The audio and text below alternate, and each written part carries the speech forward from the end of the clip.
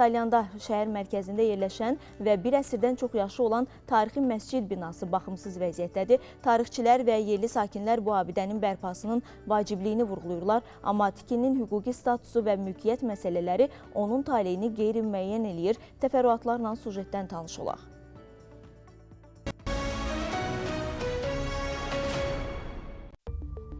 Salyan şəhərinin Tali Davudzadə və Hacı Zeynalabdin Tağıyev küçələrinin kəsişməsində yerləşən tikili 1914-cü ildə Salyanın zəngin tacirlərindən olan Hacı Səməd Ələkbərov tərəfindən inşa edilib.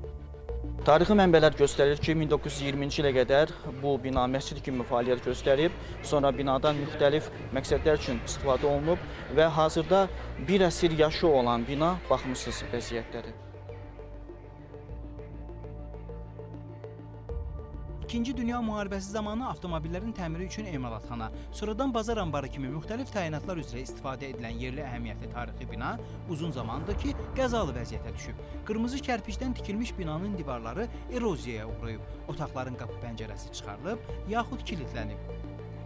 Mən bir ağsaqqal kimi, bir ziyalı kimi çox narahatam ki, bu məscid belə bir hala düşübdir.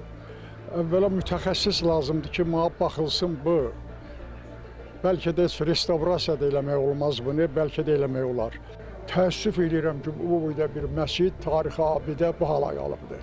Bütün ziyalılar kimi mənə də narahat edir oranı o vəziyyətdə görmək. Mən Salyanda aidiyyət orqanlardan xahiş edirəm ki, aidiyyət orqanlara müraciət eləsinlər o barədə, oranın təmiri barədə, laqeydlik göstərilməsin tarixi abidələrimizə. Laqeydlik bizim ziyanımıza gətirən bir şeydir. O da laqeyd olmayaq. Oradakı təmir işləri ilə kim məşğul olacaqsa tarixi binadır, elə də ora təmir olunsun. Tarixçi, tədqiqatçı Sahib Həsənov da təklif edir ki, bina bərpa olunub istifadəyə verilsin. Bu tarixi abidə kimi dağılıb gedir. Siz fikir verin və baxın, daşlara fikir verin. Tökülüb gedir, o olub tökülür. Hamısı divarlar uçulub tökülür.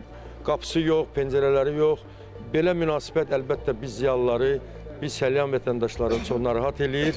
Yaxşı olar ki, məscid kimi də istifadə olunur. Əgər məscid kimi istifadə edilmirsə, onda tarixi abidə kimi bərpa olunsun, registrasiyadan keçsin və tarixi abidə kimi qorunsun.